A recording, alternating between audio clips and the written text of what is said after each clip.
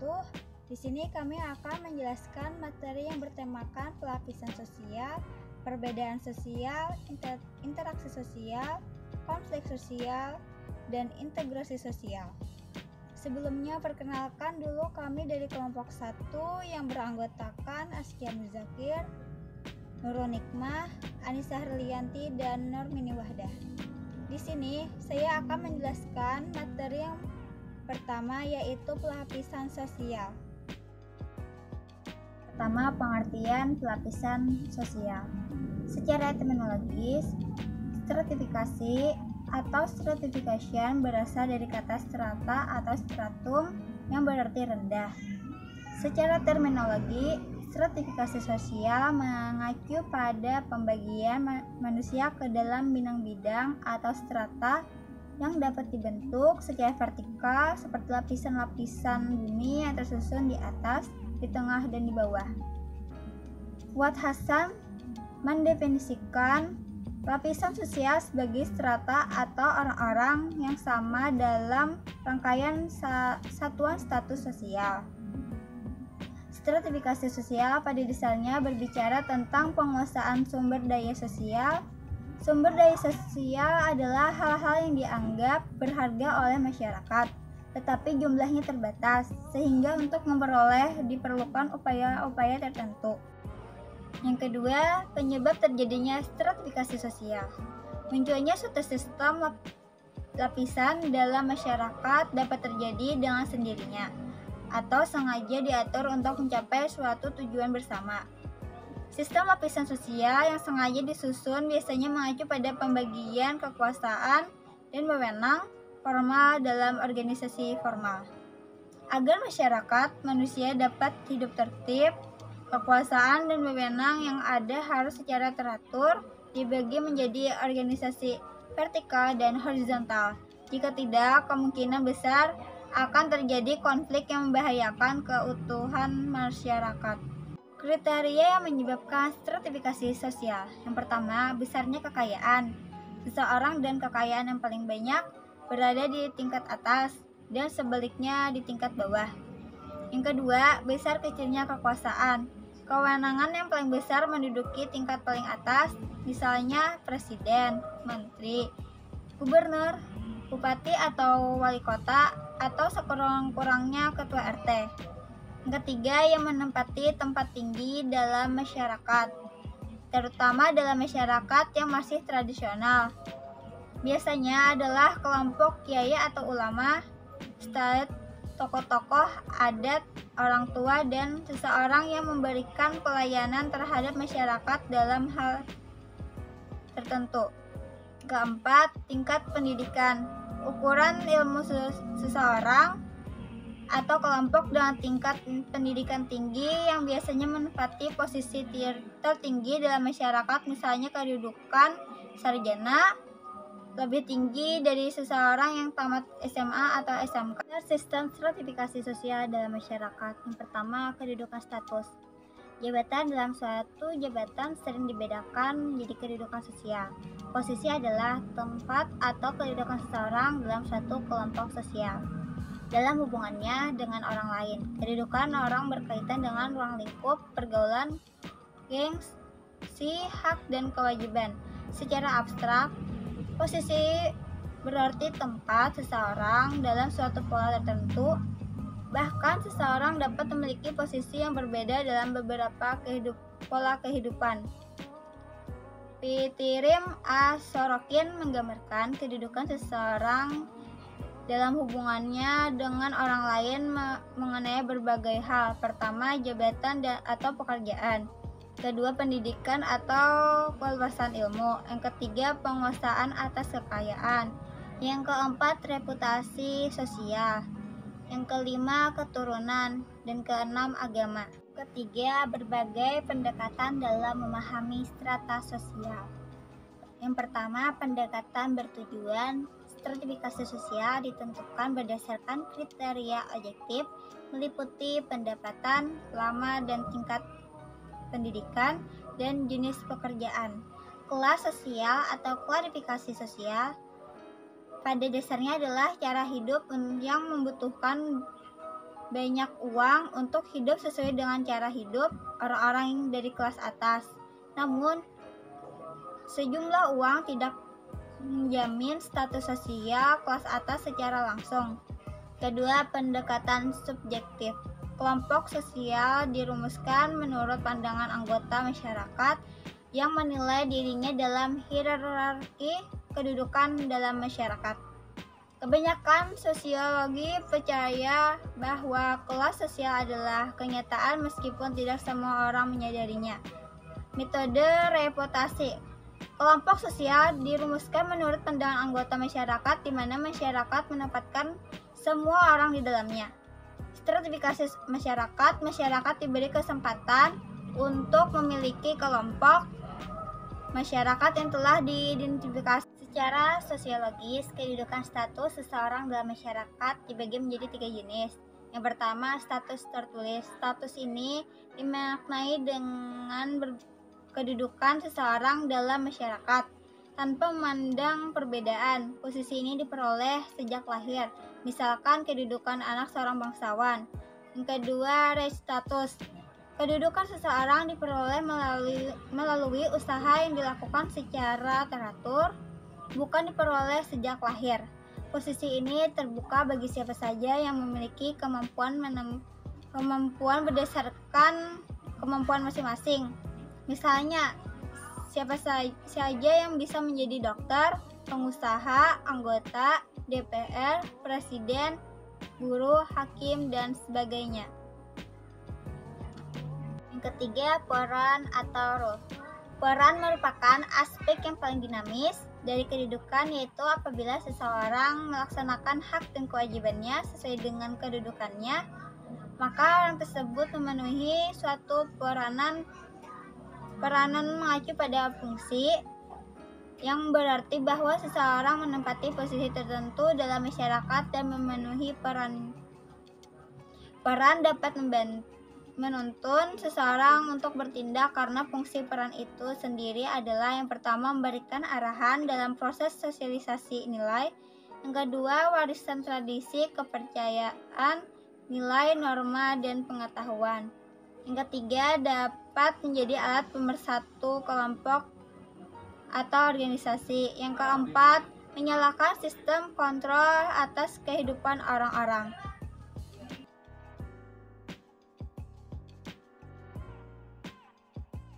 Membacakan materi selanjutnya, yaitu materi perbedaan sosial atau diferensiasi sosial berdasarkan suku bangsa.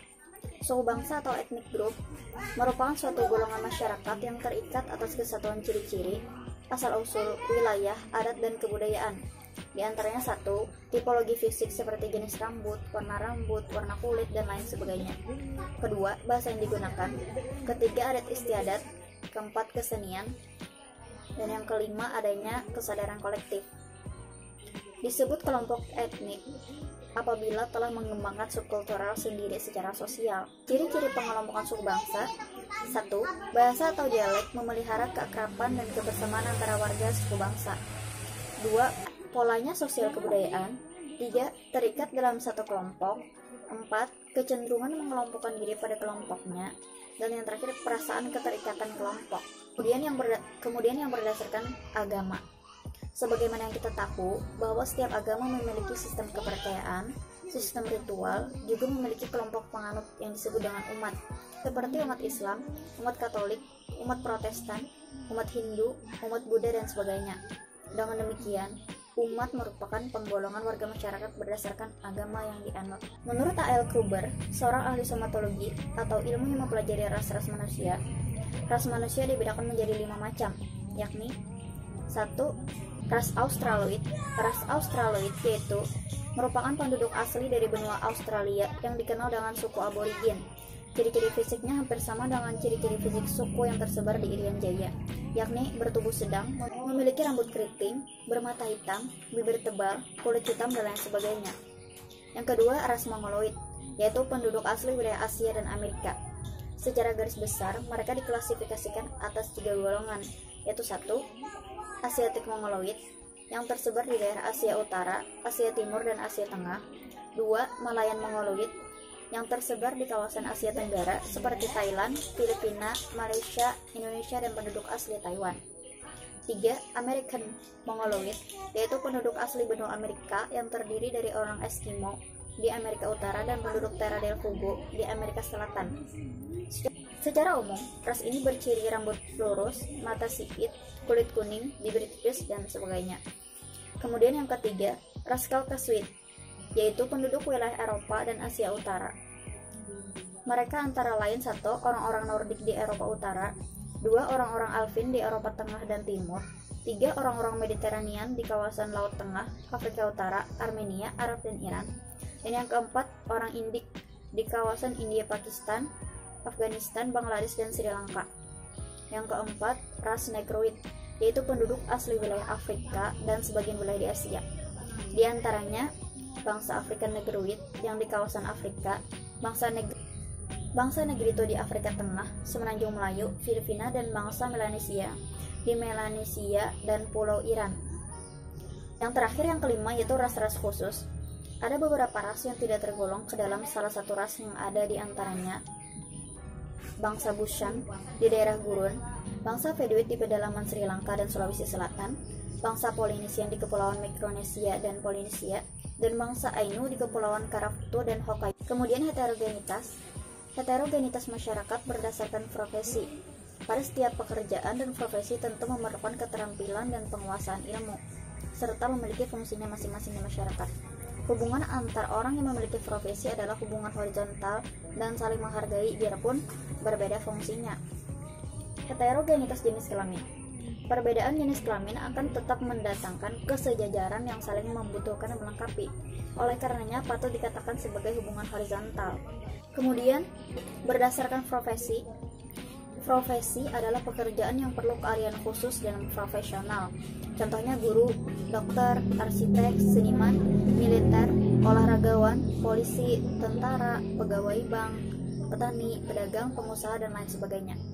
Beberapa contoh organisasi profesional, misalnya PWRI, Persatuan Wartawan Republik Indonesia, AJI, Aliansi Jurnalis Independen, IDI, Ikatan Dokter Indonesia, PGRI, Persatuan Guru Republik Indonesia, dan TNI, Tentara Nasional Indonesia. Kemudian berdasarkan klan. Klan merupakan salah satu sosial yang anggotanya memiliki hubungan kekerabatan berdasarkan hubungan darah atau keturunan, yang ditarik berdasarkan garis keturunan. Adapun yang ditarik berdasarkan garis keturunan pihak ayah dikenal dengan istilah patrilineal, sedangkan yang ditarik berdasarkan keturunan pihak ibu disebut matrilineal. Klan semacam ini ada banyak di kehidupan masyarakat, misalnya klan marga di Batak, yaitu marga Simanjuntak, marga Huta Barat, marga Harahap, dan lain-lainnya. Pengaruh diferensiasi sosial terhadap struktur sosial masyarakat Indonesia. Yang pertama adalah pada paham primordialisme, yaitu paham atau perasaan kelompok, sayalah yang paling baik dan yang paling unggul. Atau paham etnosentrisme, di mana individu atau kelompok menganggap budaya sendiri atau budaya rasnya yang paling unggul dari suku bangsa yang lain dan menganggap remeh budaya dan suku bangsa yang lain. Kemudian kemajemukan sosial. Kemajemukan terbentuk dengan beberapa alasan. 1. Geografis. Geografis yang terdiri dari ribuan pulau yang tumbuh menjadi kesatuan suku bangsa. Kemudian, Indonesia terletak di antara dua titik silang samudera, yaitu Samudra Hindia dan Samudra Pasifik, yang artinya letak Indonesia cukup strategis untuk menjadi tempat singgah bangsa asing. Dari sinilah terjadi perbauran budaya. Kemudian, iklim yang berbeda mempengaruhi mata pencaharian dan membuat mata pencaharian lebih bervariasi. Agama yang dianut. Berdasarkan ciri-ciri di atas, maka diferensiasi sosial dibedakan menjadi 6 macam. Yang pertama, berdasarkan jenis kelamin. Jenis kelamin adalah kategori sosial yang tidak bisa dibantah karena berdasarkan kelahiran. Jenis kelamin adalah jenis perbedaan yang horizontal sehingga tidak ada perbedaan tingkatan yang didasarkan atas jenis kelamin. Dengan kata lain, jenis kelamin pria maupun perempuan memiliki kesamaan pada aspek kehidupan. Kemudian berdasarkan ras, terdapat ciri-ciri fisik atau biologis yang melekat pada diri manusia yang hanya khas dimiliki oleh manusia, seperti postur tubuh, bentuk dan warna rambut, bentuk dan warna mata, kulit, bentuk hidung, bentuk bibir, bentuk wajah, dan lain sebagainya. Bentuk yang demikian adalah penggolongan manusia berdasarkan ras. Ciri fisik demikian ini dibedakan menjadi dua, yaitu phenotype dan genotype. Phenotype atau tampak luar seperti A. Kualitatif, warna kulit, warna dan bentuk rambut, warna dan bentuk mata, dan lain-lainnya. B. Kuantitatif, seperti tinggi, berat, ukuran kepala, dan lain sebagainya. Kemudian genotype, tidak tampak luar seperti golongan darah.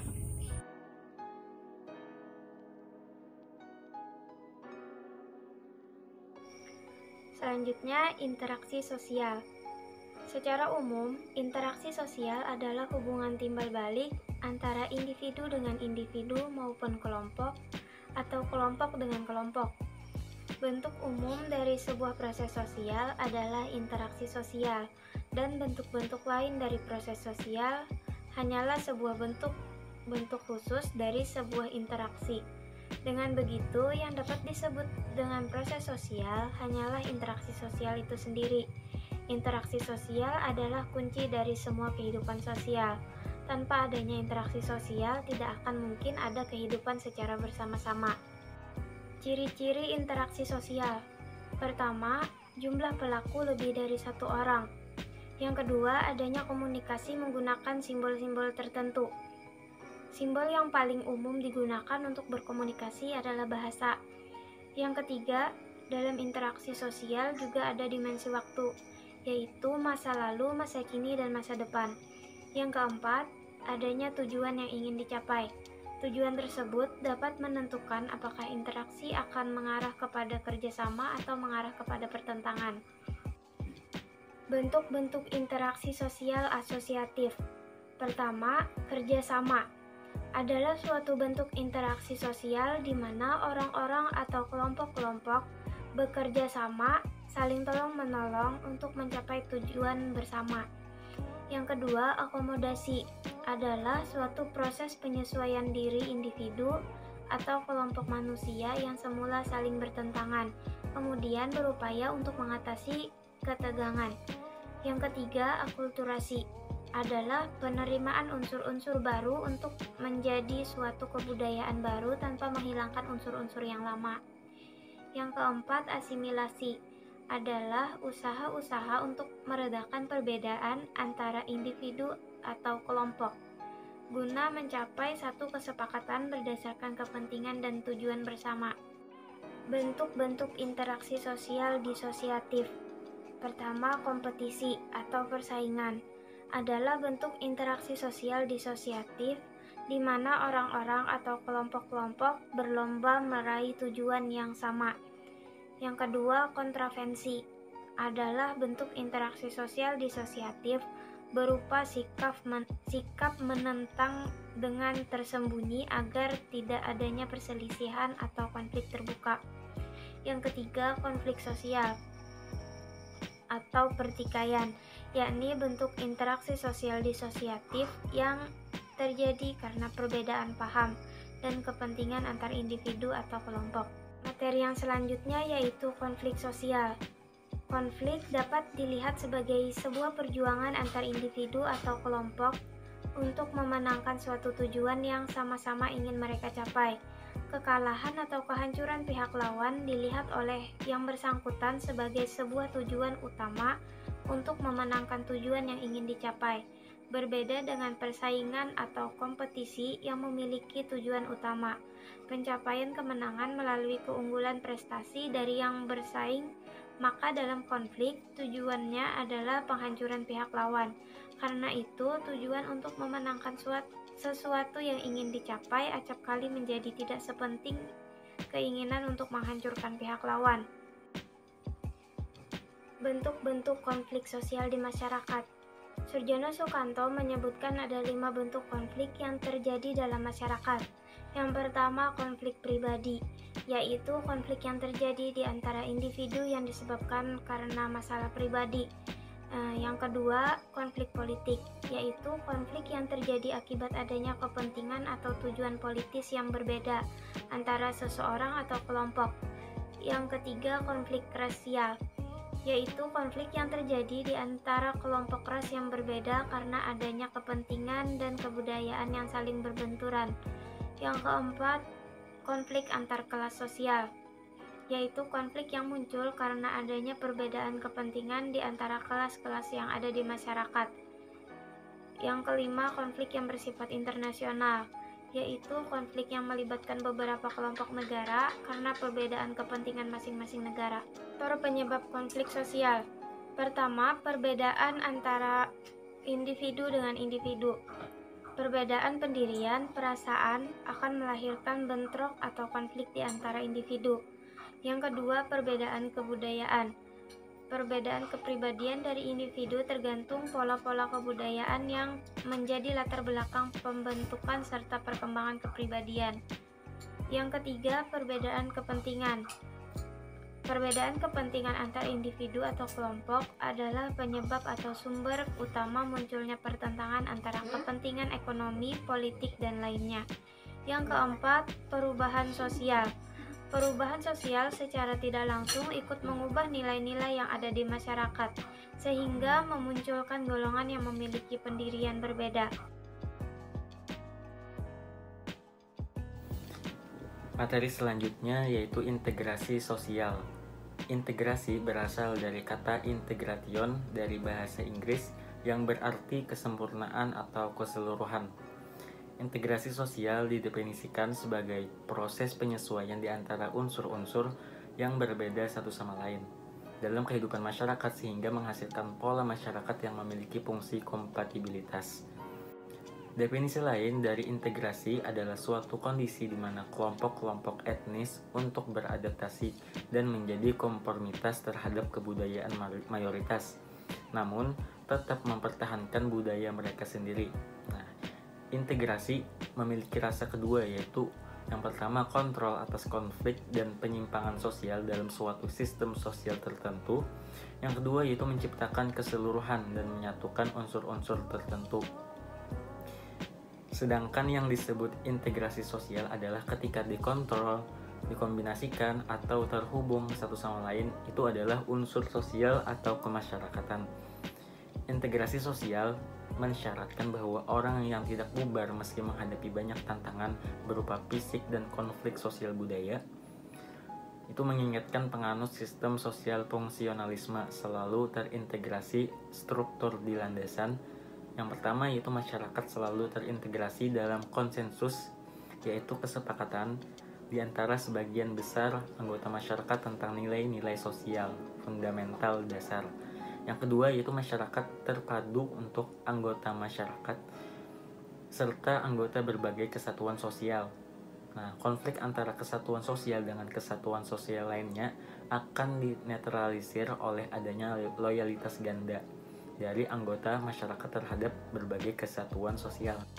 Kemudian integrasi sosial akan terbentuk ketika kebanyakan orang memiliki kesepakatan tentang batas-batas teritorial, nilai-nilai, norma-norma, dan lembaga-lembaga sosial. Adapun menurut para ahli, integrasi sosial adalah suatu usaha untuk membangun interdependensi, keterkaitan yang lebih erat antara bagian-bagian atau unsur-unsur dari masyarakat sehingga tercipta keadaan harmonis yang memungkinkan terjadinya kerjasama dalam rangka mencapai tujuan yang telah disepakati bersama. Kemudian syarat integrasi sosial. Integrasi sosial akan terbentuk di masyarakat apabila sebagian besar anggota masyarakat tersebut memiliki kesepakatan tentang batas-batas teritorial dari suatu wilayah atau negara tempat mereka tinggal. Selain itu, sebagian besar masyarakat tersebut bersepakatan mengenai struktur kemasyarakatan yang dibangun, termasuk nilai-nilai, norma-norma, dan lebih tinggi lagi adalah peranata-peranata sosial yang berlaku dalam masyarakatnya, guna mempertahankan keberadaan masyarakat tersebut. Yang kedua yaitu bentuk integrasi sosial dalam masyarakat dapat dibagi menjadi dua bentuk, yaitu asimilasi dan akulturasi. Yang pertama asimilasi, yaitu pembaruan kebudayaan yang disertai dengan hilangnya ciri khas kebudayaan asli dalam masyarakat, bentuk integrasi sosial. Ini terlihat dari pembentukan tatanan sosial yang baru yang menggantikan budaya asli. Biasanya bentuk integrasi ini diterapkan pada kehidupan sosial yang primitif dan rasis. Maka dari itu, budaya asli yang bertentangan dengan norma yang mengancam disintegrasi masyarakat akan digantikan dengan tatanan sosial baru yang dapat menyatukan beragam latar belakang sosial. Yang kedua yaitu akulturasi, yaitu penerimaan sebagai unsur-unsur asing tanpa menghilangkan kebudayaan asli. Akulturasi menjadi alternatif tersendiri dalam menyikapi interaksi sosial masyarakat yang beberapa dapat dipertahankan, sehingga nilai-nilai baru yang ditanamkan pada masyarakat tersebut akan menciptakan keharmonisan untuk mencapai integrasi sosial.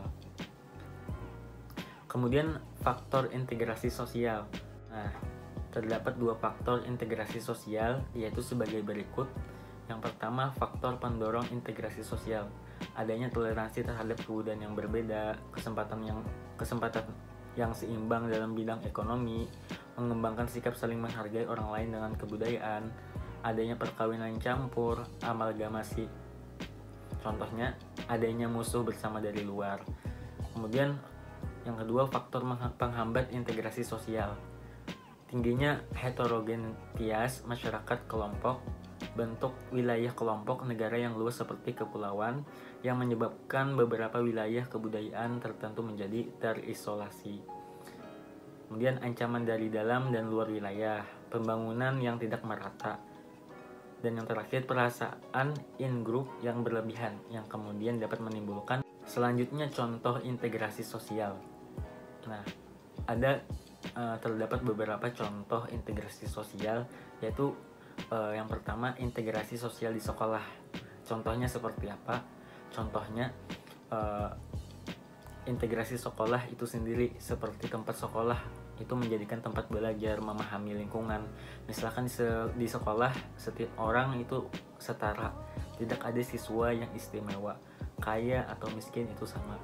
Dalam hal ini ada nama lembaga keluarga yang menawarkan perlindungan dan memainkan peran yang sangat penting. Bentuk integrasi sosial ini sangat penting untuk perlindungan keluarga karena orang tua sebagai bayi menyamakan tingkat di mana setiap anak tidak melakukan diskriminasi, begitupun sebaliknya. Kemudian integrasi sosial di masyarakat. Contoh integrasi masyarakat di mana pengungkapan integrasi sangat penting dapat dilihat. Nah, misalnya dalam hal menjaga persatuan atau kesatuan di setiap komunitas melalui patroli rutin dan kegiatan saling mendukung. Demikian makalah yang kami sampaikan pada hari ini. Semoga bermanfaat. Salah hilaf mohon maaf. Wallahumma muwaffiq ila aqwamit thoriq. Wassalamualaikum warahmatullahi taala wabarakatuh.